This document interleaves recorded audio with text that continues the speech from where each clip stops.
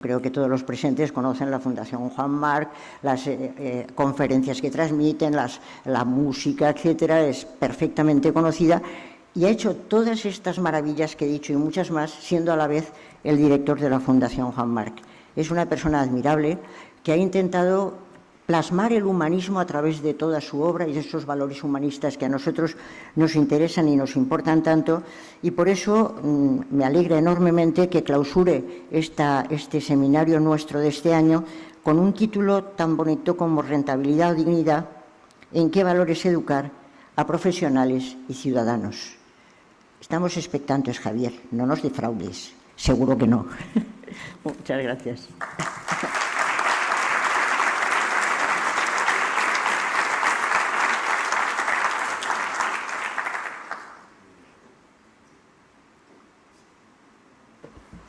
Hola.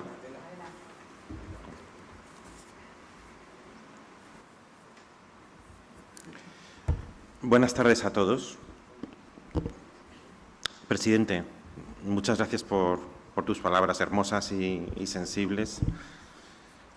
Presidente de la Fundación, rectora in effigie, porque creo que me dices que se ha ausentado, Adela, Jesús, autoridades académicas, empresarios, todos los amigos que os habéis reunido esta tarde. Una palabra de gratitud breve, pero muy intensa, Adela, por invitarme a pasar esta tarde con vosotros. 32 ediciones impresiona mucho. Este auditorio y la gente que lo compone también impresiona.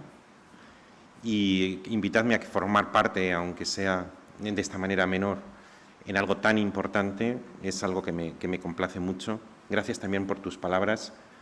Por supuesto, te imaginas que por mí hubieras seguido hablando y hablando, porque no solamente hablas muy bien, sino que dices palabras muy hermosas, que son muy gratificantes de escuchar. Es un placer volver a Valencia, vengo periódicamente. Antes venía incluso más porque mi padre nació en esta ciudad. Y también mi abuelo y mi tío, ya todos ellos fallecidos, pero viven mis primas, y es una ciudad de un sol extraordinario, de una belleza, de una vitalidad. Y he podido ser testigo de cómo a lo largo de los años ha ido ganando en lo que podríamos llamar diseño. Es una ciudad con más diseño, con más estilo, con más elegancia. Íbamos de pequeños a la playa, y con ese motivo pues asistía con alguna frecuencia a actos o actividades, o venía aquí a la ciudad. Por tanto, es una ciudad que está muy cerca de mi corazón. Y no hay que ser particularmente sensible para estar enamorado de esta ciudad, creo yo, pero yo lo estoy, y tengo una especie como de presunción favorable a todo lo que ocurre por esta zona. Me gusta decir, no me voy a extender mucho, pero me gusta decir que no les demos los conferenciantes a acostumbrarnos a lo que pasa cuando la gente se reúne para oír a un orador. Porque yo, aunque por mis actividades y doy muchas conferencias, siempre me digo que no es normal lo que pasa en una conferencia. De que un grupo de personas, Adela lo ha comentado, que pueden estar jugando al billar, o pueden ir al cine, o pueden estar tomando una cerveza, decidan reunirse y escuchar en silencio a un ponente, es lo que yo me digo a mí mismo: no te acostumbres, Javier, a lo que está ocurriendo. Y cuando además meditas durante unos segundos la razón filosófica de lo que aquí ocurre, entonces la admiración es mayor. ¿Por qué? Porque en uno de estos diálogos, microensayos que Adela ha citado, que está en Filosofía Mundana y que se titula Prestar atención, hay razón, ¿no?, que los hombres y las mujeres somos seres atencionales. Estamos donde está puesta nuestra atención. Y un niño lo sabe, uno lleva a sus hijos al parque y uno dice, bueno, pues voy a aprovechar que el hijo está en el columpio para leer el periódico. Y cuando vas a leer el periódico es cuando te dice, papá, mira. Porque él sabe que su padre está donde está la atención. Y cuando un hombre o una mujer es especialmente amable, entonces solemos designar a esa persona como una persona atenta. Y Ortega y Gasset, cuando en su libro sobre el amor trata de describir este sentimiento, dice que es sobre todo una anomalía de la atención. El enamoramiento es una anomalía de la atención, es una atención excesiva, desproporcionada, que aplicamos a alguna persona. Entonces, deducimos de ello que los hombres y las mujeres somos seres atencionales y la atención es sagrada. En consecuencia, donde uno está es donde pone la atención, no donde está físicamente, sino donde su atención está puesta. Y en ese ensayo, que como os decía, se titulaba Prestar atención, le sacaba punta a la expresión española de que la atención se presta. La atención, en otros idiomas, la atención se regala o se paga. Pero en español no, en español se dice que la atención se presta. Entonces, en un auditorio de personas distinguidas, como las que hoy están aquí, tienen la posibilidad de, con su atención, estar distraídos con 1000 motivos, deciden venir aquí y poner su sagrada atención en un orador. Y entonces el orador puede tener dos actitudes. La primera actitud es la del sentimiento de poder, que busca con esa situación de predominio algo así como una sumisión de la audiencia. Incluso a veces, yo como director de la Fundación, que ha dicho Adela, he asistido a muchísimas conferencias, y yo diría que por lo menos en el ámbito latino hay muchos oradores que yo creo que tienen un sentimiento sádico. Os vais a enterar de lo que estáis haciendo. Estáis en una jaula y ahora os voy a colocar un ladrillo. Hay un sentimiento como de poder, busca la obediencia y la sumisión del auditorio. Y hay otra actitud, creo yo, y es la actitud no de poder, sino de gratitud. ¿Por qué de gratitud? Porque si le extraemos una lección a la expresión prestar atención, entonces el auditorio, cuando escucha a un orador, está prestando lo más sagrado que tiene. Y cuando el orador percibe que una audiencia le está prestando lo más sagrado que tiene, experimenta el apremio de devolver a la audiencia el préstamo con intereses. ¿Y qué intereses? Los intereses del conocimiento, de la amenidad, de la belleza, de la información, del buen gusto, del aprendizaje. Entonces, todo mi esfuerzo, a partir de ahora, va a ser, sé que inútilmente, pero por lo menos parcialmente pagar la deuda. Normalmente yo doy conferencias sin papeles, porque mis propias ideas me las conozco bien, me hago un esquema, me aplico, me hago un esquema de acuerdo con el tema que nos convoca y hablo sobre él. Pero en esta ocasión me parecía que, dada la solemnidad del asunto y la calidad, la naturaleza de las ideas que voy a contar, me parecía que era más seguro si lo escribía y lo leía, aun cuando pueda hacer de vez en cuando alguna digresión, dejando el momento de la viveza y de la espontaneidad para el apartado de preguntas y de coloquio que viene después.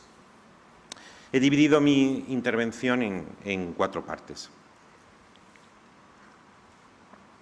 La primera empieza así. Compárese un bebé recién nacido y esa misma criatura 30 años después. ¿Qué ha cambiado entre esos 2 momentos de la vida de la misma persona? Ha cambiado, por supuesto, la morfología externa, el tamaño, el peso, la madurez orgánica, que sigue más o menos el desarrollo normal de las especies animales. Donde la especie humana se separa de la animal, iniciándose desde entonces la historia, es en el interior de esa persona. Allí ha nacido la conciencia y con ella el pensamiento, el lenguaje y la moralidad. En una palabra, la cultura. Al principio, un neonato tierno, desnudo y ciego, como una cría de animal. Al final, un adulto hecho y derecho, poseedor de una sólida posición en el mundo. La cultura, causa de la transformación simbólica interior, despliega una doble influencia sobre el ser humano. De un lado, la cultura lo desvía de su evolución natural y, como dice la antropología filosófica, hace de él, del ser humano, un animal biológicamente deficitario y excéntrico. Comparada con otros animales, la naturaleza deja al hombre y a la mujer en un estado semi-embrionario, no especializado y carencial. Sin pelaje, sin apenas órganos de defensa y ataque, dotado de instintos muy débiles e inseguros. Y entre aquellos elementos que aumentan su sensación de desvalimiento, la consciencia sobre su propia condición mortal. Pregunto, ¿de qué manera contribuye a los fines de la vida que el hombre, a diferencia del resto de los seres vivos, conozca que va a morir? ¿De qué manera? La angustia que ese conocimiento produce no tiene, en apariencia, ninguna finalidad evolutiva. De un lado, decía, de otro. La especie estructuralmente desviada e inadaptada a causa de la cultura, la especie humana, ha conseguido al final adaptarse mejor que ninguna otra especie gracias precisamente a la cultura, con la cual reforma la naturaleza y se fabrica un nuevo orden artificial, compensatorio de las deficiencias de su equipamiento biológico y más acomodado a sus necesidades existenciales. Empleando el pensamiento simbólico y la técnica para su acción planificada, se ha emancipado de las exigencias adaptativas de las diferentes regiones y lugares del planeta y ha conseguido instalarse en todos sus hemisferios, por hostiles que sean tierra y mar, polos árticos y desiertos, llanuras y montañas. Ha domesticado y puesto a su servicio a todas las demás especies animales. Ha explotado las riquezas de todos los rincones de la tierra y ha urbanizado la tierra, de uno a otro confín. Por último, se ha organizado en comunidades estables que, sin negar la primera naturaleza a la que nos referíamos antes, constituyen para la humanidad una segunda naturaleza. Volvamos por un momento a la cuna del niño, a la que me refería al principio. ¿En qué consiste exactamente el efecto que el niño recibirá de la cultura? Un efecto que lo extinguirá de la naturaleza compartida con los animales y lo dotará de una segunda naturaleza exclusivamente suya. ¿En qué consiste?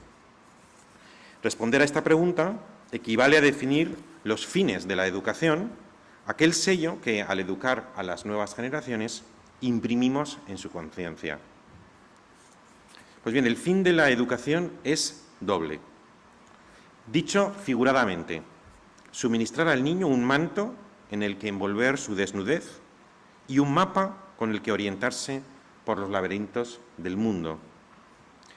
Esto dicho figuradamente. Dicho literalmente, enseñarle a ser útil a la sociedad y despertarle un sentimiento, que ahora describiré.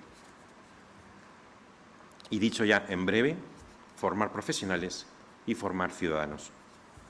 La exposición que sigue se estructura siguiendo justamente estos dos apartados. Por un lado, los profesionales y, por otro lado, los ciudadanos. El Génesis, libro con el que se abre la Biblia, dibuja una situación antropológica donde una mujer y un hombre, antes de desobedecer el mandato divino, vivían en un paraíso que les proporcionaba espontáneamente lo necesario para subsistir sin molestarse en conseguirlo. Quizá el relato bíblico esté idealizando la existencia de un grupo de recolectores a los que les bastaba con alargar la mano y tomar el fruto del árbol para sustentarse hasta saciarse.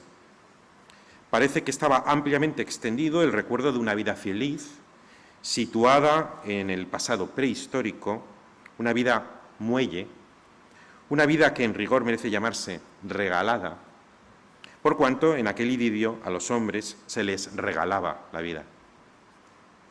El mundo real, al menos ahora, no es así.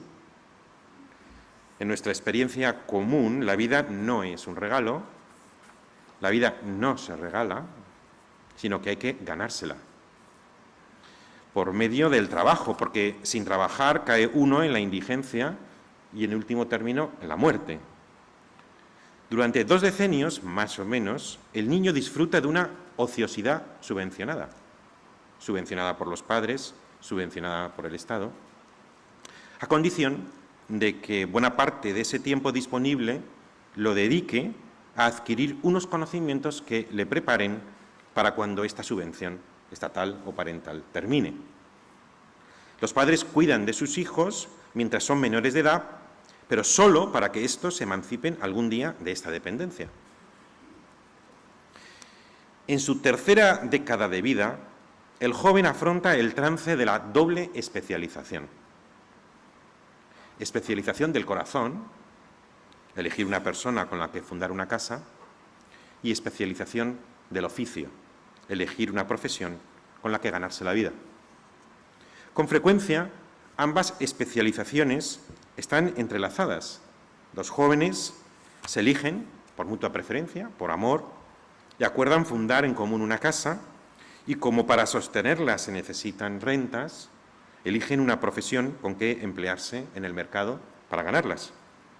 Con esta doble elección, el joven progresa de la ociosidad subvencionada, infantil, a la productividad general del adulto, la producción, trabajo, y la reproducción, los hijos. Pues, como dijo Plotino, Eneadas 5, para explicar las emanaciones o procesiones del uno, la inteligencia y el alma, las 3 hipóstasis, que así le llamó, como dijo Plotino, una frase que a mí me gusta especialmente: todas las cosas, cuando ya son perfectas, engendran. Dejemos ahora a un lado la especialización del corazón, que no forma parte del tema que nos ha convocado, y fijémonos en la del oficio. ¿En qué consiste ejercer un oficio? ¿En qué consiste? Quien practica un oficio se aliena a sí mismo para producir una obra que interesa no al trabajador, sino a un otro señor de la obra que le paga por ella. Por naturaleza, pues, en la obra se lleva a cabo una expropiación del interés particular de su creador, quien, al perder la obra, se socializa. Por supuesto, el trabajador, ante el sistema de oficios, siempre puede escoger uno que le guste, en particular, y cuyo ejercicio se avenga a sus capacidades naturales. Pero el placer del trabajador es indiferente a la esencia de la obra, cuyo fin se perfecciona prescindiendo de sus sentimientos. Del profesional competente se espera solo una obra bien hecha y susceptible de precio.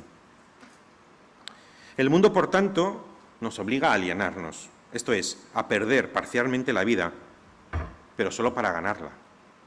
Los hombres y las mujeres, lo decía al principio, los hombres y las mujeres somos tiempo.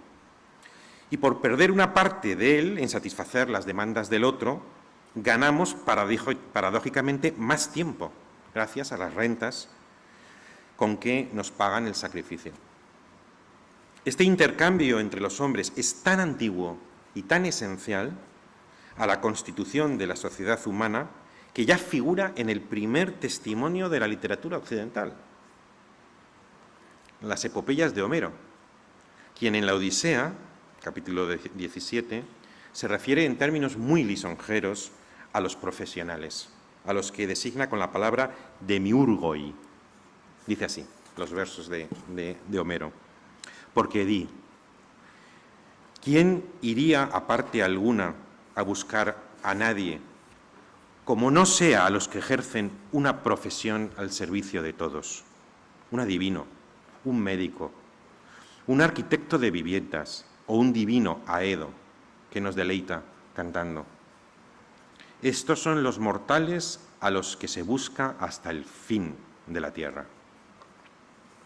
Los versos homéricos contienen un auténtico elogio a los profesionales. Uno iría hasta el fin de la tierra, dice Homero, para encontrar a un profesional al servicio de todos.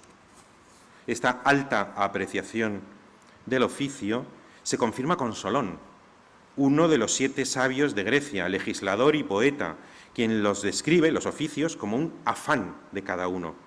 Y no duda en incluir en una de sus más célebres composiciones, la llamada Elegía a las Musas, el primer catálogo de oficios de la historia, entre los cuales menciona los de comerciante, agricultor, artesano, poeta, adivino y médico. Por tanto, desde que conservamos testimonio literario, la sociedad ha reconocido la función que siempre ha cumplido y sigue cumpliendo hoy el oficio: satisfacer una necesidad social, y al hacerlo, el profesional que lo desempeña se gana la vida. Teniendo en cuenta este universal reconocimiento de su importancia, a nadie le sorprenderá que el programa educativo de las sociedades, tanto las antiguas como las modernas, contenga asignaturas destinadas a que el joven llegue a ser un día un buen profesional.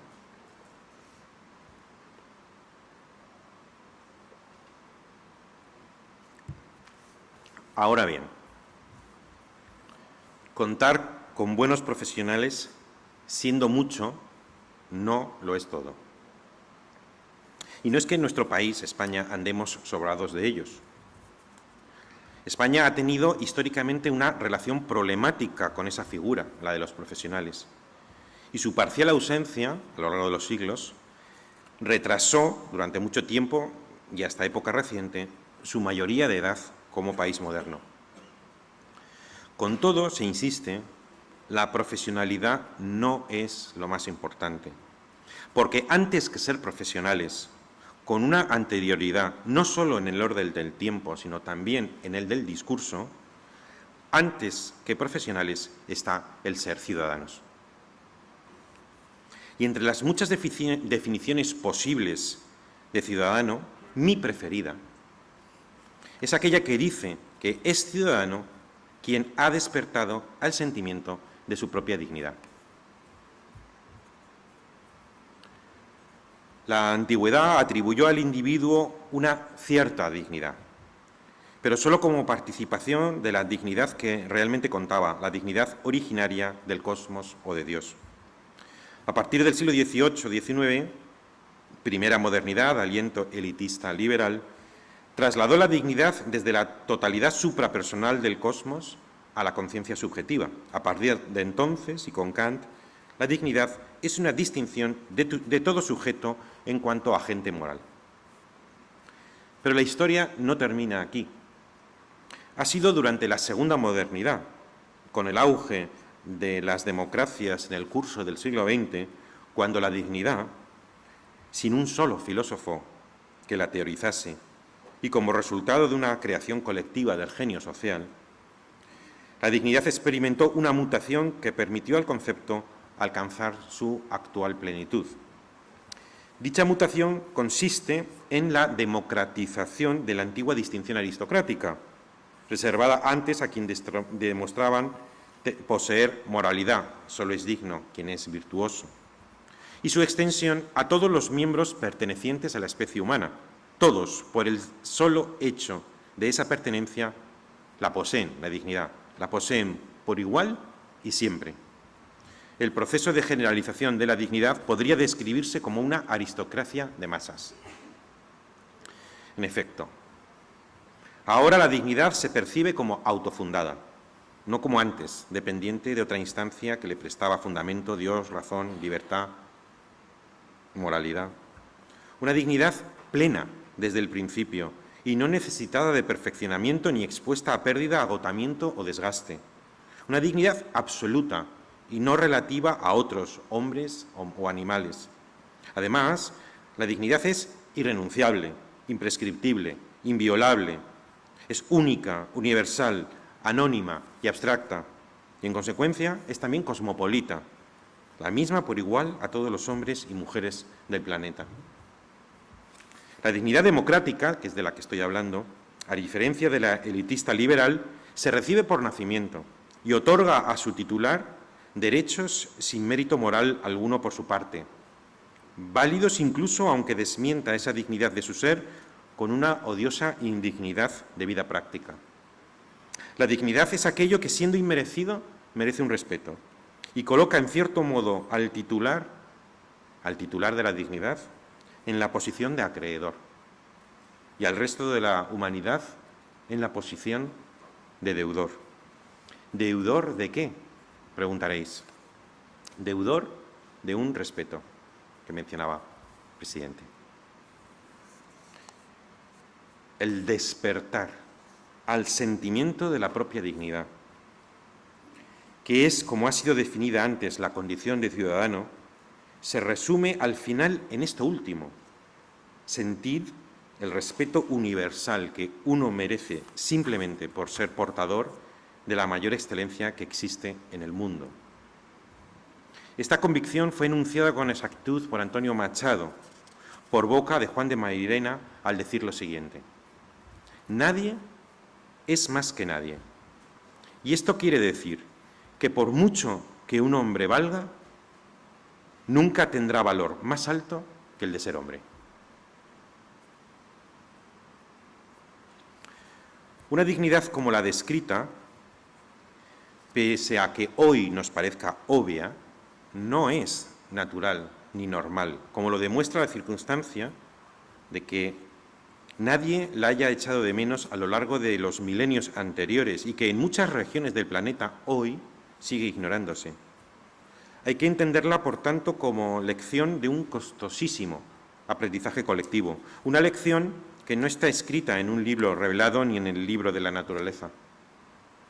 Se trataría de una verdad moral que se ha impuesto últimamente a la mayoría por la propia evidencia de lo excelente. Ahora bien, una evidencia es conocida como tal solo por quien tiene un sentido educado para una percepción de esa clase, de donde se sigue que la causa de la dignidad de las personas pende, en último término, de la educación. El anterior programa educativo, que contenía asignaturas orientadas a que el joven llegase a ser algún día un buen profesional, debe complementarse, por consiguiente, con aquellas otras disciplinas que no enseñan como las primeras un oficio productivo en el mercado, sino que tienen por objetivo inculcarle el amor al respeto que se le debe a causa de la dignidad.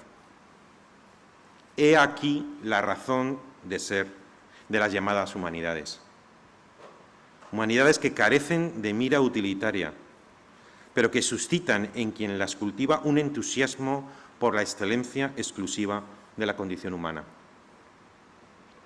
La literatura, el arte, la historia, la filosofía, nos familiarizan con las obras maestras de nuestra cultura, que al menos por su perfección formal dan testimonio de las cimas a las que es capaz de volar el espíritu humano. Y al contemplar esa grandeza, nos invitan a una vida de elevación, dignidad y belleza, indiferentes a su rentabilidad económica o social inmediata. Además del progreso tecnocientífico de los pueblos, está eso que Aristóteles llamó el progreso hacia uno mismo. La lección lenta y nunca del todo aprendida del autoconocimiento. Lo dice muy bien Fray Luis de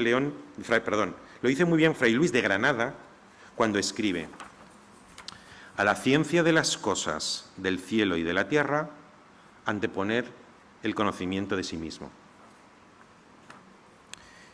Además de conocer su propia dignidad, por la que es acreedor de universal respeto, el estudiante comprende en un segundo momento de la formación que los otros poseen idéntica cualidad a la suya y que, por tanto, son acreedores de la misma consideración, con la consecuencia de que quien antes era acreedor es ahora igualmente deudor. Las aulas de los institutos y colegios, además de impartir asignaturas teóricas, funcionan como escuelas de convivencia, en la que los pupilos aprenden a sentir no solo la dignidad propia, sino también la del otro, y a la vista de ese sentimiento recíproco se acostumbran a respetarse mutuamente. El deber nacido hacia el otro hace manifiestas las dos dimensiones del concepto de dignidad. Por un lado, la dignidad es una cualidad que todo individuo tiene sin desgaste ni detrimento posible, por ser nota indestructible de la condición humana mientras viva.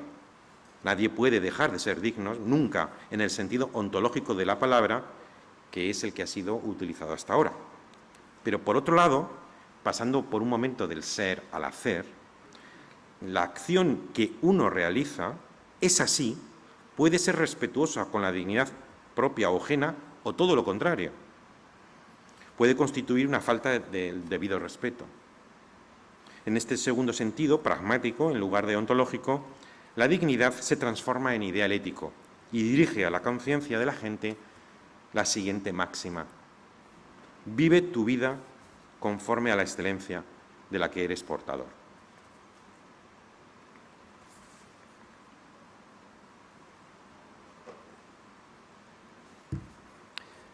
Para finalizar, se ha de ver cómo juegan y combinan los dos elementos que hemos tomado en consideración por separado: la manta y el mapa, o dicho de otro modo, el profesional y el ciudadano.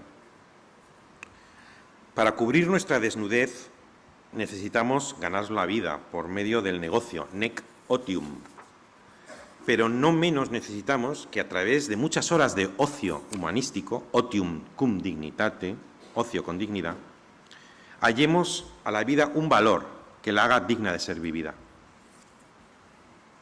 Profesional y ciudadano, negocio y ocio, oficio y dignidad, manta y mapa.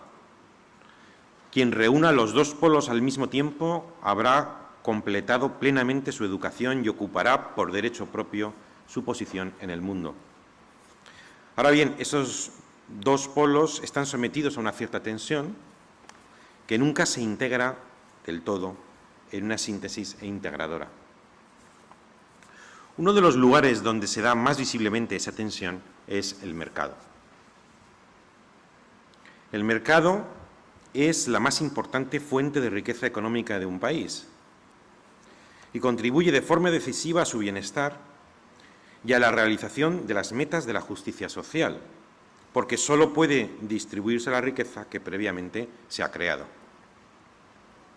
Sin embargo, también el mercado está expuesto a un peligro relacionado con las leyes de la economía. La economía tiende, por ley, al lucro infinito. Y para lograr ese lucro, si no se opone una fuerte resistencia a ese dinamismo natural del dinero, instrumentaliza cuantos medios materiales y humanos encuentra a su paso. El ciudadano, cuando es víctima de esa mercantilización excesiva, en lugar de recibir el respeto que se le debe, es tratado como una cosa. Las leyes de la economía, si no se las educa, tienen un impacto de cosificación del ciudadano, al que, en nombre de la eficiencia, transfigura en una mercancía más de las muchas que acumula. Así funcionan las leyes del poder económico, que tienen un carácter impersonal.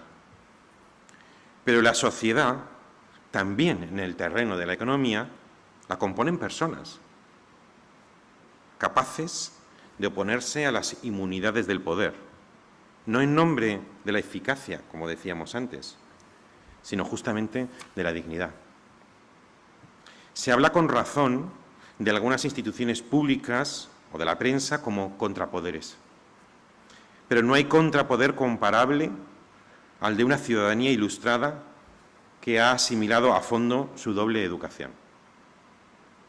Conforme a su programa dual, empresarios, trabajadores y consumidores han de ser buenos profesionales, capaces de desarrollar un oficio de manera competente, pero también deben ser ciudadanos, llamados a civilizar las leyes del mercado y corregirlas para ponerlas al servicio de la dignidad.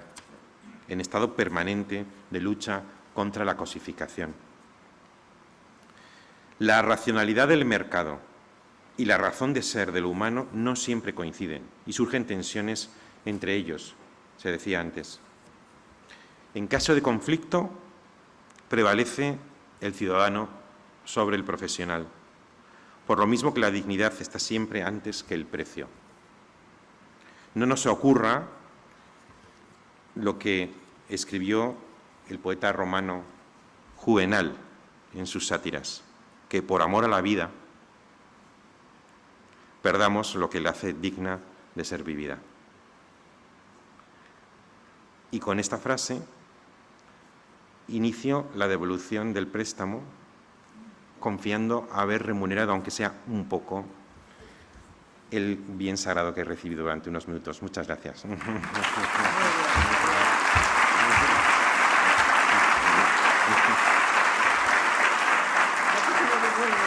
Sí.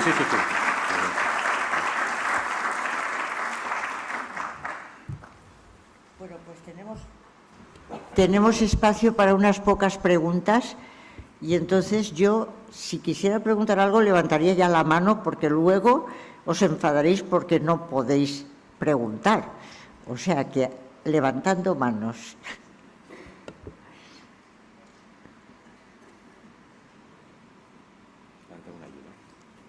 Allá. Mil gracias. Mil gracias por la presentación extraordinaria. Yo quiero irme un momento al oficio de la literatura. Estamos en un momento en donde los adjetivos son el común de las narrativas. El adjetivar todo y juzgar a todo el mundo en la prensa, en los telediarios, en todas las narrativas. Alguien decía que un adjetivo que no agrega, mata. ¿Cuál es el rol que ese oficio literario en la construcción de la ciudadanía tiene desde su perspectiva?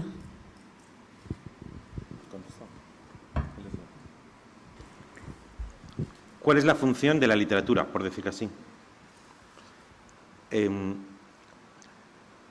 Bueno, la literatura puede ser simplemente un lugar donde se redactan cosas, pero la literatura creo que es más allá va más allá, trasciende el mero hecho de redactar. A veces yo me defino como un juntapalabras, un tipo que se dedica a juntar palabras, y lo menos que se puede esperar de un tipo que se dedica y dedica tiempo a juntar palabras es que lo haga más o menos bien. Y para mí, la filosofía, no sé si Adela o Jesús estarán de acuerdo, u otros profesionales de la filosofía tan competentes estarán de acuerdo. Para mí la filosofía es literatura conceptual, pero literatura. De hecho, he defendido muchas veces que uno de los grandes problemas que ha tenido la filosofía es el intentar parecerse a la ciencia. Cuando se parece a la ciencia, entonces deja hablar sobre el mundo, deja de hablar para todo el mundo y deja de hablar con un poco de mundo. Yo tengo un libro que se llama Filosofía mundana, en el que defiendo que la filosofía tiene que ser 3 veces mundana. Tiene que hablar del mundo, no de libros. Tiene que hablar para todo el mundo, no para especialistas. Y tiene que hablar con un poco de mundo, es decir, con gracia, con belleza, con elegancia, con estilo, con humor. Y la filosofía, si es literatura, como yo defiendo que lo es, tiene que ser resultado de una vocación literaria. Y una vocación literaria es una experiencia de amor, de enamoramiento. ¿En qué consiste ese enamoramiento? Tal como yo lo vivo. Es anticipar con la imaginación la belleza y la dignidad de una obra que te propones a escribir. Cuando terminé la tetralogía de la ejemplaridad, de la que hablaba antes Adela, 4 libros, que además no pude escribir antes, lo intenté pero sin éxito, y que, bueno, pues me representó mucho esfuerzo. Cuando terminé el último libro, Necesario pero imposible, me sentí la necesidad de incluir un corolario que se titula Raptado por las musas, ensayo sobre una vocación literaria. Y ahí hacía la siguiente pregunta, que para mí es una pregunta muy intrigante. Javier, ¿por qué has dedicado las mejores horas del día los mejores días del año y los mejores años de tu vida a algo que nadie te ha pedido. Y la única respuesta que yo encontraba como explicativa de ese exceso que representa escribir un libro es la vocación. Y la vocación tiene que ver con el vislumbrar, el anticipar una dignidad. Entonces, todo este rodeo para contestar un poco lo que ya había anticipado en mi ponencia, y es que la literatura es uno de esos instrumentos por los cuales su autor invita a su lector a una vida digna.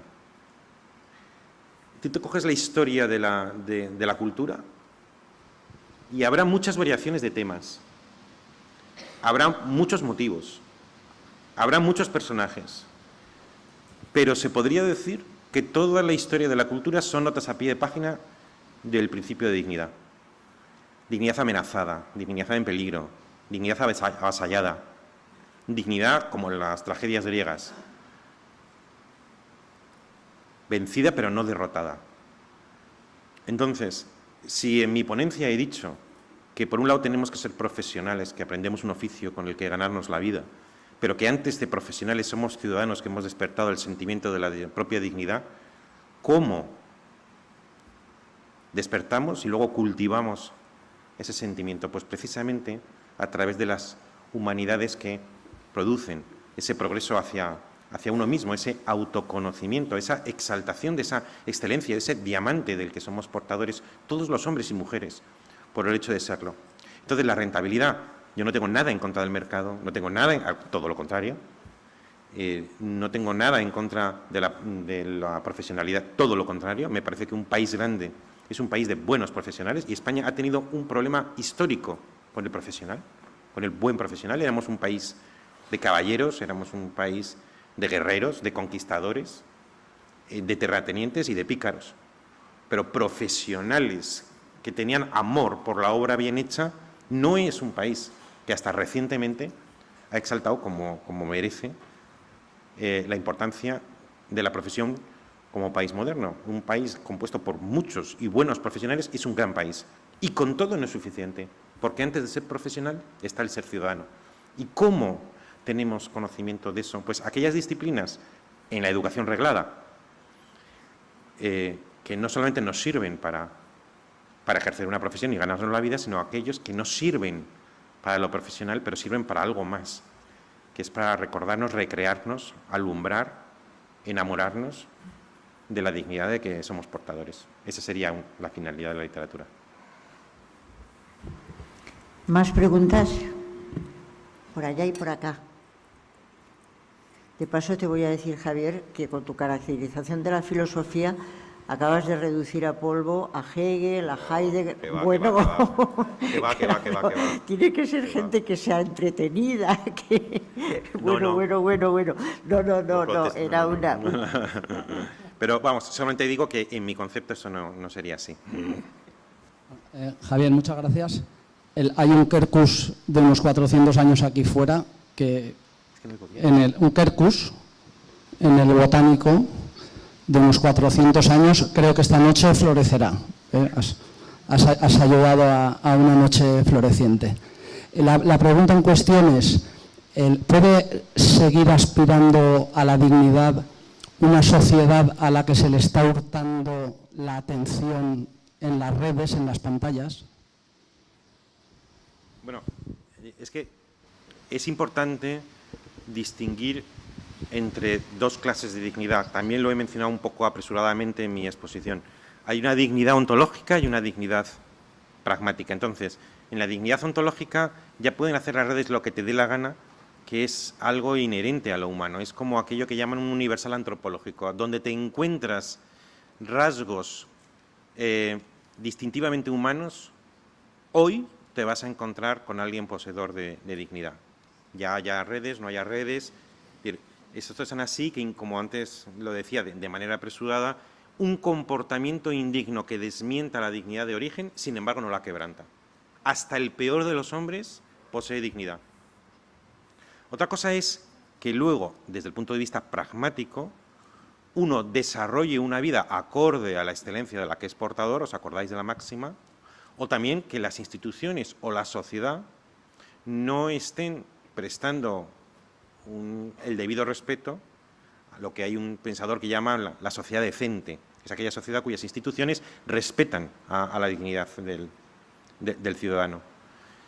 Y por otra parte, respondería un poco lo que el presidente ha dicho antes también, y es que si nos escandalizamos del uso, por ejemplo, de las redes, de lo que habría mucho que hablar, si nos escandalizamos es porque el ideal de la ejemplaridad está vivo en nuestra conciencia. Él mismo lo decía.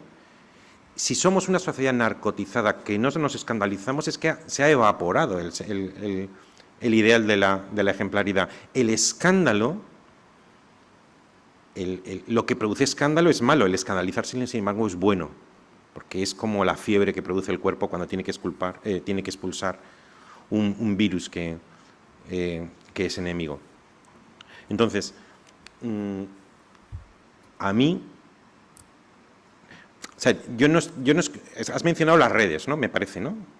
Yo sé que primero, yo no tengo, hoy lo decía en algún sitio, no tengo el placer, ni siquiera el placer culpable de criticar a los políticos. No me produce placer. A la gente le produce placer criticar a los políticos porque canaliza un resentimiento, un malestar, un sentirse mal con ellos mismos. Tampoco experimento un gran placer criticando las redes. Que, por supuesto, como todo, pues aumenta el poder de la gente y como hoy el estado actual de la cultura es una cierta vulgaridad, cuando se amplía el poder y la libertad de la gente, lo que redunda normalmente es más toneladas de vulgaridad. Pero se corregirá, como todo, se corregirá con el paso del tiempo. Y a cambio, me gusta a mí decir, el otro día, esta mañana me lo preguntaba en una entrevista y hacía el mismo comentario, qué hermosa es una sociedad que gracias a la tecnología todos los hombres y todas las mujeres del mundo conectados a Internet, por primera vez en la historia, tienen un perfil. Porque durante milenios y milenios solamente tenían perfil determinadas personas absolutamente privilegiadas. Tú te vas al siglo XVII y tú tendrías perfil, pues no sé, el Papa pintado por Velázquez. Pero hoy no hace falta ser ni Papa ni tener un Velázquez, sino que tú mismo te confeccionas un perfil y sales de la invisibilidad a la que estaba abocada la inmensa mayoría de la población. Como siempre, el aumento del poder, de la prerrogativa, de la libertad, puede usarse para bien y para mal, y todo el mundo sabe, ¿no?, que un cuchillo puede servir para cortar el pan y repartirlo con los pobres, o también para clavarlo en la espalda del mismo pobre. Es decir, la tecnología puede tener muchas orientaciones, pero usada para bien, y a mí me parece que el progreso colectivo, no solamente en lo material, a mí me gusta mucho decirlo, sino sobre todo en lo moral de la civilización occidental, es extraordinario. Y mi pronóstico es que seguramente continuará en el futuro.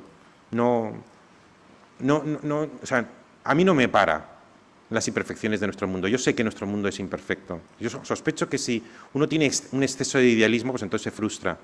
Si tú sabes que la realidad es imperfecta, pues a mí no me escandaliza que me cuenten todo el rato historias sobre las imperfecciones. Y a veces también pongo el ejemplo de cuando vas al Museo del Prado y te acercas a las meninas y las ves a 3 centímetros, pues lo que ves son manchas. Y claro, nosotros cuando vivimos en el presente vemos las cosas a 3 centímetros, entonces vemos por todas partes manchas. Cuando nos alejamos a lo mejor a 2 o 3 metros, de repente vemos una obra maestra. Y los logros que Occidente ha conseguido en los últimos siglos me parece muy superior a la obra maestra de Velázquez. Es un genio, una creación colectiva de progreso moral, donde además se aplica lo que para mí es la ley de la cultura, la sustitución de la ley del más fuerte por la ley del más débil. Y nunca, en ninguna época de la historia, se ha protegido tanto al débil como ahora. Tú hablas de las... Y termino, porque sé que hay otra pregunta. Hablas de las redes sociales, que si estamos o no escandalizados. Y me gusta poner el ejemplo de los inmigrantes. A partir del 2009-2010 hubo una gran crisis económica y se produjo grandes flujos de inmigrantes que huían de la guerra, huían de la muerte, huían del hambre y venían a Occidente. Y esto produjo una opinión pública de gran indignación porque había gobiernos que unos integraban a los inmigrantes, otros no los integraban lo suficiente, otros expulsaban a los inmigrantes. Y yo digo, esa indignación estaba muy bien. Y yo me sumo a esa indignación si no se le trata al inmigrante con la dignidad, con el respeto a la dignidad de la que el exportador. Siempre y cuando, que esto es lo que nunca se dice y que creo que sin embargo es importantísimo, siempre y cuando nos demos cuenta de que el siglo XXI es el momento, en el primer lugar de la historia, en que al extranjero se le ha reconocido una dignidad equivalente al nacional. Y por tanto, es por primera vez en la historia en que nos hemos escandalizado de cómo se trata al extranjero, al inmigrante. Esto significa que se le ha atribuido una dignidad equivalente al nacional. Nos hemos escandalizado y hacemos bien en escandalizarnos, pero no olvidemos que ese escándalo ha sido un acto creador de primera magnitud.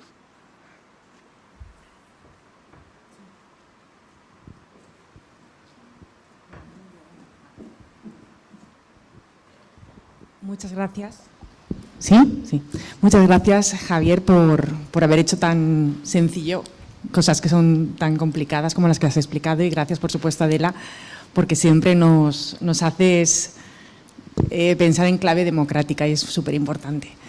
Mi pregunta, que está a mitad de camino entre el mercado, la ciudadanía, la democracia, es sobre un oficio en concreto, que es el de la judicatura.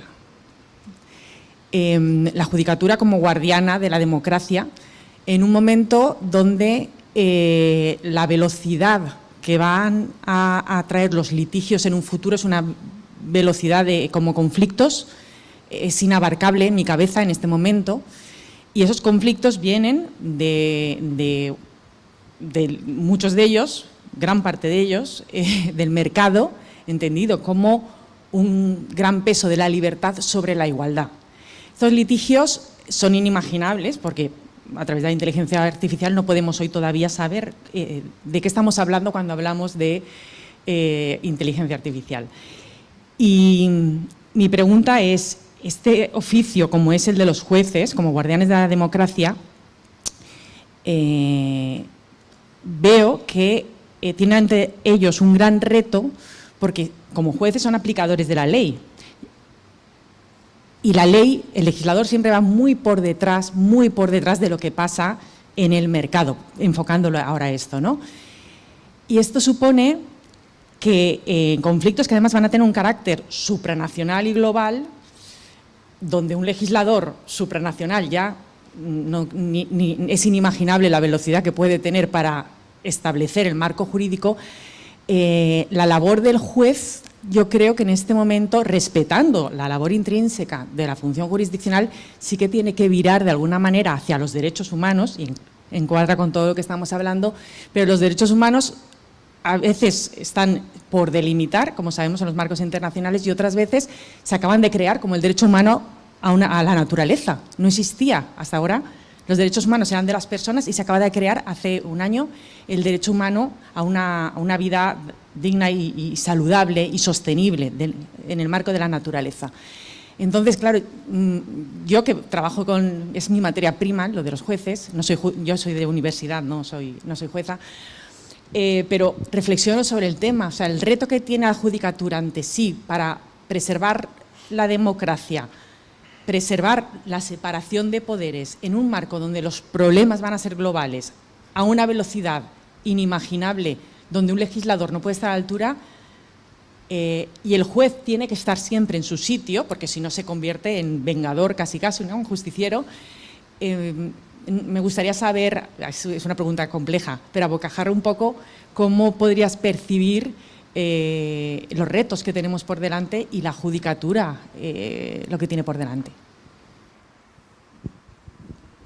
Voy a decir solo una idea, porque has tocado un montón de ideas y mientras te oía se me producía un revuelo de impresiones en la cabeza. Mi pronóstico es, si me tengo que imaginar cómo va a ser dentro de 50 años la sociedad, yo diría que va a ser una sociedad donde gran parte de las funciones jurisdiccionales que hoy desarrollan los jueces va a ser sustituida por la mediación. Sí, porque en una sociedad adulta, una sociedad, como antes decía, una sociedad ilustrada, cuando se genera un conflicto, si no hay más remedio, pues acudes a un tercero que impone por autoridad su dictamen. Pero una sociedad que madura es una sociedad que aprende a gestionar el conflicto y lo resuelve por ellos mismos.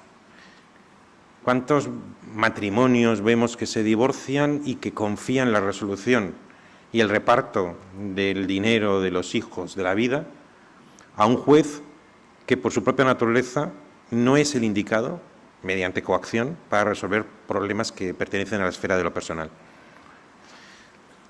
Y hoy día la mediación, y lo sé por razones consortes, o sea, aquí hablo de oídas como tantas cosas, pero he prestado mucho oído cuando he visto a mi mujer actuar sobre eso. Y representa un progreso en el grado de la civilización. Yo tengo un conflicto y desarrollo una educación personal que me ayuda a resolver de manera inteligente el conflicto, que según me cuentan, una de cuyas claves es pasar de las pasiones a los intereses. Cuando surge un conflicto, muchas veces estamos incendiados con una pasión, que lo que queremos es destruir al enemigo, y el mediador te dice que esa destrucción del individuo, del enemigo, puede ser muy pasional, pero redunda en intereses contrarios a los tuyos. Con lo cual, yo sí me puedo imaginar una sociedad todavía insuficientemente educada, pero dentro de 40, 50 años más educada, en virtud de la cual han aprendido a que quizá con la ayuda de un especialista, conjuntamente trasladan las pasiones a los intereses y dicen, vamos a ver, tú tienes estos intereses y estos otros, y en el interés yo me entiendo, en las pasiones yo no me entiendo. Y para terminar, porque Adela sabe que el comandante Castro es un aficionado comparado conmigo y te podría tener un aló presidente durante 4 horas si me dejaran, ¿no? Pero me gusta también trasladar el prodigio civilizatorio insuperable que representó en su día el Estado de Derecho y los jueces. Durante milenios, el modo de resolver los conflictos en una sociedad era la venganza privada. Había algunas normas de derecho penal muy, muy básico, y luego está la venganza privada. Y la violencia, con otros nombres, estaba muy exaltada. Y, por ejemplo, Max Weber habla de que el poder carismático, que es la fuente de ejemplaridad, el mayor poder carismático era la victoria militar. La victoria, la violencia, el triunfo. Y entonces el triunfo te producía carisma, ejemplaridad. Y eso era una de las 3 fuentes de legitimación más importantes del Estado. Si violaban a mi hija, nadie en el mundo me podía a mí negar el derecho a vengarme en la cabeza del que me la había violado, de sus padres, de sus hermanos, de su hacienda, de su casa. ¿Qué representa el Estado de Derecho? El Estado de Derecho representa que violan a mi hija y a continuación yo presento un papel en una ventanilla. Imaginad la dimensión de lo que ha ocurrido entre tanto, la inhibición de la violencia como consecuencia del progreso de la civilización. Entonces, hubo un momento en que pasamos de la resolución de los conflictos a través de la violencia privada a la resolución de los conflictos inhibiendo la violencia y presentando un papel en una ventanilla, normalmente de funcionarios mal pagados y cansados, que te dicen que algún día un funcionario distinto, un juez de instrucción, un magistrado, de acuerdo con una ley que tú no has hecho, de acuerdo con un procedimiento que normalmente es lento, harán justicia. Y la sociedad, en la inmensa mayoría de los casos, ha aceptado esa convicción que representa un aprendizaje moral colectivo de magnitudes imposibles de exagerar. Si hemos conseguido esto en los últimos 4 o 5 siglos, pues No me extrañaría que dentro de 50 años o 100 años consiguiéramos también que esa saturación que tienen los juzgados, en los que tienen que resolver muchas veces sobre asuntos que les trascienden, se haya generalizado una educación colectiva por la cual, en lugar de la heterotutela, que alguien te tutele, apliquemos reglas de la autotutela y entre nosotros, pasando de las pasiones a los intereses, resolvamos de manera inteligente los conflictos.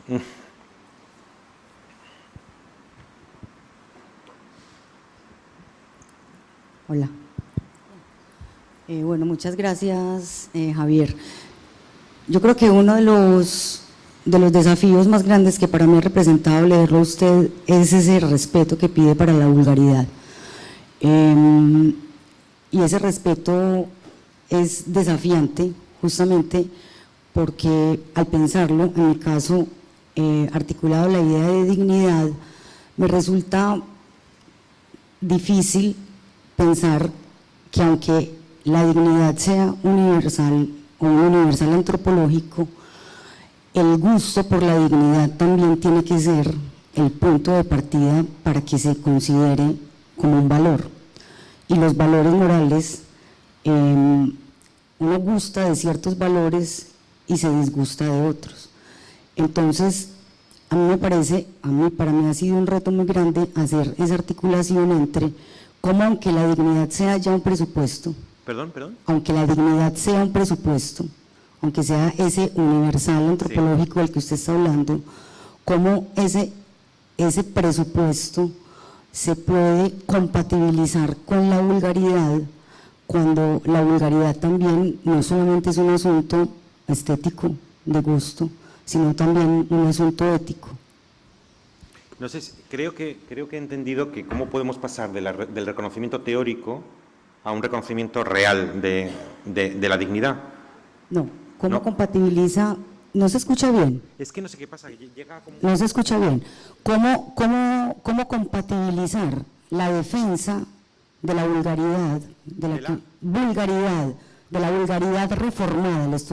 Claro, estoy hablando de usted, de su obra. Que no he hablado hoy, pero sí que en libros, ¿no? Claro, estoy hablando, y sobre todo estoy hablando de ejemplaridad pública, ¿cierto? Vale. O sea, su defensa de la vulgaridad es muy desafiante, es muy retadora. O sea, ¿cómo hago compatible la defensa de la dignidad que hoy he expuesto con la que usted dice, porque ahora voy a matizar, defensa de la vulgaridad que yo he expuesto en otros sitios? Claro, que además usted no solamente es un respeto por la vulgaridad, sino que luego usted habla de la vulgaridad reformada, porque la vulgaridad reformada es ya su parte prescriptiva a la hora de pensar la democracia y la ética ahora. Yo creo que, si no me equivoco, usted ya ha contestado la pregunta, ¿no? No, entonces yo no me entiendo a mí misma.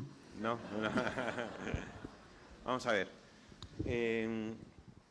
Es verdad. Yo, en Ejemplaridad Pública, en mi libro de Ejemplaridad Pública de 2009, tengo un capítulo que se titula La vulgaridad, un respeto. La vulgaridad, un respeto. ¿Por qué? Porque hay argumento, ¿eh? La vulgaridad es la hija fea de dos padres hermosos. ¿Y en qué consiste la vulgaridad? Yo defino la vulgaridad como la espontaneidad no educada. Entonces, yo opino que la vulgaridad es una categoría exclusiva del siglo XX. Antes existían comportamientos vulgares, pero no existía la vulgaridad. ¿Y eso por qué? Porque la vulgaridad es el resultado de una unión de dos padres que nunca antes en la historia se habían juntado. Y esos padres son la igualdad y la libertad. Cuando se produce una conexión, una coyunda, una unión entre la igualdad y la libertad, el primer resultado es una hija fea, la vulgaridad. Pero yo pido un respeto para ella, porque cuando aceptamos, que creo que hay que aceptar, que el estado actual de la cultura en buena parte es un estado de vulgaridad, hay tres reacciones. La primera reacción es la que dice, qué horror, arrugas la nariz, sientes desprecio, y dices, volvamos a aquella época anterior a la vulgaridad donde reinaba una aristocracia y, por supuesto, habría que ver en qué lugar te tocaba a ti en esa jerarquía. A lo mejor te imaginas siempre en esa especie de pico, pero resulta que no, que luego eras minero o estabas en el campo. Pero no solamente por eso. Una de las grandes hazañas del siglo XX ha sido la generalización de la igualdad, de la dignidad de los hombres y las mujeres por el hecho de serlo. Entonces, cuando sientes desprecio, lo que en realidad evocas es una cierta nostalgia de una época aristocrática, que los que son nostálgicos de esa época, normalmente ellos mismos se autocolocan en el vértice. La segunda posición entre la vulgaridad reinante, que a mí me parece igualmente peligrosa o más, es la de los que dicen, fijaos la vulgaridad que hay, una actitud displicente. ¿Cuánta vulgaridad? Y dicen, bueno, es que a lo mejor la vulgaridad es el precio que hay que pagar por ser libres. Entonces, a la primera postura yo le llamaba reacción y a la segunda le llamo resignación. No podemos vivir en una sociedad igualitaria con la menor aspiración a la excelencia, porque la vulgaridad es el precio de ser libres e iguales. Y luego está, que en uno de los ensayos de filosofía mundana yo me declaro hijo gozoso de mi tiempo, está mi propia postura, que no es ni reacción ni resignación, sino que es reforma. Pido un respeto para la vulgaridad porque es uno de los grandes avances, si no el más grande, la obra maestra de la civilización occidental, que es la igualdad y la libertad.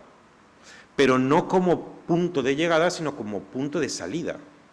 Y uno se adentra, percibe, desarrolla un sentido para la verdad, la justicia y la belleza que tiene la igualdad, y a continuación se aplica para trabajar sobre esa vulgaridad y reformarla hacia una ejemplaridad. Por lo tanto, yo creo que la vulgaridad le pide un respeto, entre otras cosas, porque tiene dignidad, esa dignidad igualitaria de la que he hablado antes. Pero eso no significa que esa dignidad, que sí que late en la vulgaridad, no nos lleve, pasando de una dignidad ontológica, lo que somos, a una dignidad pragmática. Lo que debemos hacer es que tenemos que tener un comportamiento acorde con la excelencia de la que somos portadores. Y, por tanto, tenemos que pasar de esa espontaneidad no educada a una espontaneidad urbanizada, civilizada y educada, que en mis libros llamo ejemplaridad.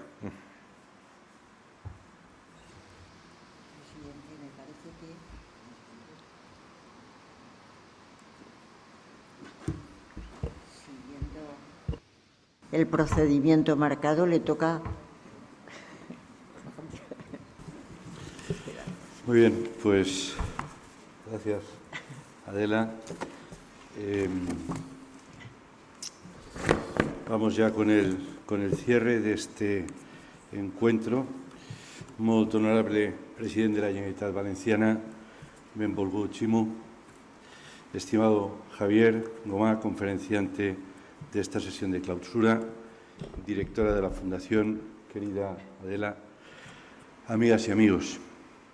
En primer lugar, mi agradecimiento al presidente y a la rectora, aunque su agenda no le ha permitido estar en todo el acto, por estar un año más en esta cita. También quiero agradecer especialmente a Javier Gomá su excelente conferencia de clausura del seminario 2022-2023. Creo que muchos de los que estamos aquí te hemos leído, pero no te habíamos escuchado, y mucho menos en vivo y en directo, y eso es un placer y un enriquecimiento, y vete tranquilo que la deuda la has pagado. Y también quiero agradecer a Adela, nuestra directora académica, su entrega incondicional a la Fundación EDNOR. El seminario que clausuramos hoy tiene por título Valores humanistas para el siglo XXI, un reto también para las empresas. Hemos tenido la oportunidad, a lo largo de estos 9 meses, de dialogar y debatir sobre aspectos como los valores democráticos frente a los valores autocráticos, sobre el nuevo orden geoestratégico, sobre los valores en las culturas orientales. Hemos analizado conjuntamente con la Asociación Valenciana de Empresarios los valores empresariales en entornos globales. Nos hemos preguntado con qué valores afrontamos el control de la inflación. También nos hemos preguntado una vez más si existe América Latina. Hemos preguntado a los empresarios en una jornada también con AVE, con la Asociación Valenciana de Empresarios, cuáles son los hábitos actuales de consumo. Hemos analizado la integración de los emigrantes como un juego de suma positiva y hoy hemos finalizado con la conferencia que acabamos de escuchar, Rentabilidad o Dignidad, en qué valores educar a profesionales y ciudadanos. Todos los talleres, excepto el de hoy, están a vuestra disposición en nuestra página web y son de libre acceso. Y el de hoy estará también en un par de días disponible. Quiero detenerme unos instantes en el valor de la dignidad. Como nos dice Adela, hoy lo ha dicho también Javier, todo ser humano, por el sencillo hecho de serlo, tiene derecho a su dignidad. Javier Gomá, en su libro titulado Dignidad, publicado en 2019, escribe, y cito textualmente, «Lo que aquí se enuncia no es un estado de cosas, sino una militancia a favor de la dignidad». En esta militancia está la Fundación Ednor. Este año hemos visto cómo se atacaba de forma espuria y aviesa, con fines exclusivamente partidistas y de oportunidad, la dignidad de los empresarios. No compartimos esa manera de hacer política ni de construir sociedad. En el corpus conceptual de la Fundación Ednor defendemos que la empresa ética es un bien público cuya misión va mucho más allá de una cuenta de resultados. Entendemos la empresa y al empresario como actores sociales muy relevantes y con mucho poder y, por tanto, con mucha responsabilidad. Nuestra sociedad necesita buenas empresas y empresarios excelentes para construir una sociedad mejor. Solo desde la generación sostenible de riqueza, y ese es uno de los cometidos de las empresas, no el único, se puede hacer una sociedad más justa e igualitaria. La dependencia y el subsidio, a largo plazo, acaban trayendo indignidad. Resumo en una frase nuestro planteamiento al respecto y vuelvo a citar a Adela. Las buenas sociedades necesitan buenas empresas y las buenas empresas crean mejores sociedades. El seminario es, desde hace 32 años, la columna vertebral de la acción de Ednor. Sin embargo, no es la única.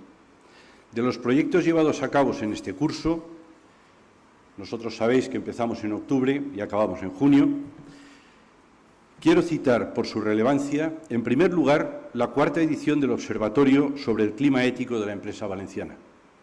Desde la primera edición, que llevamos a cabo en el año 2000, constatamos que hay un progresivo avance de la conducta ética de las empresas de nuestra comunidad, de tal forma que la actitud ética sigue percolando en las empresas de la Comunidad Valenciana. En correspondencia, tomando como referencia el barómetro Edelman del 2021, por primera vez en los 20 años del estudio global, las empresas han resultado ser la institución que genera más confianza en los ciudadanos, por encima incluso de las ONGs. Es evidente que la sociedad percibe y reconoce el avance de la ética de las empresas. En segundo lugar, hemos desarrollado, mediante una experiencia piloto, los contenidos de un módulo transversal sobre ética de las empresas y ética de las profesiones que ya está incorporado en todas las titulaciones de FP Superior. Me ha alegrado mucho escuchar, Javier, que proponías las humanidades dentro de los oficios, porque has validado, sin conocer esta iniciativa nuestra, supongo, esta acción. En ambos proyectos, cuyo inicio ya os adelanté en la clausura del seminario anterior, hemos contado con la colaboración de la Generalitat Valenciana.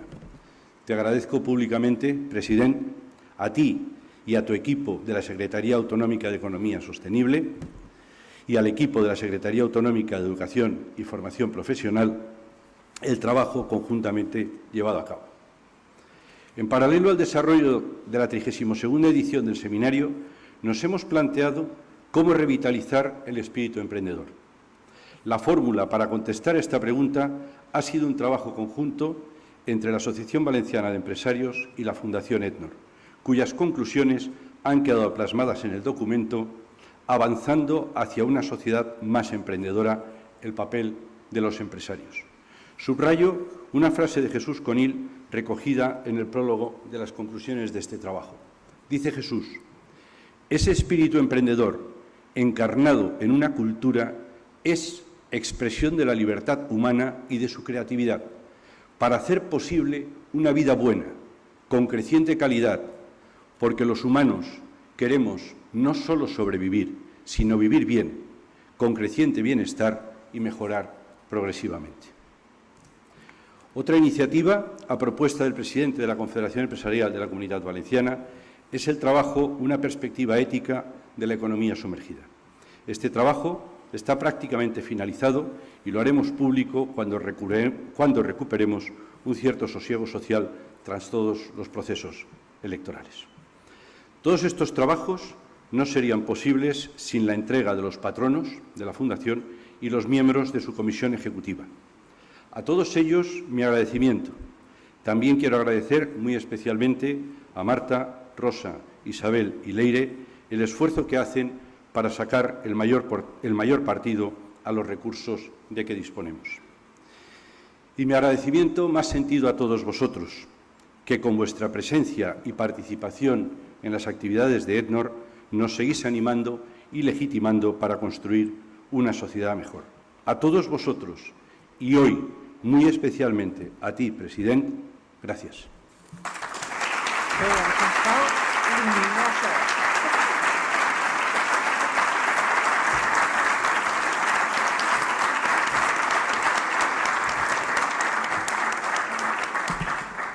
Bueno, pues aquí concluimos esta parte y aquellos de vosotros que así lo tengáis previsto, pues nos acompañáis y nos tomamos algo en el Jardín Botánico. Muchas gracias.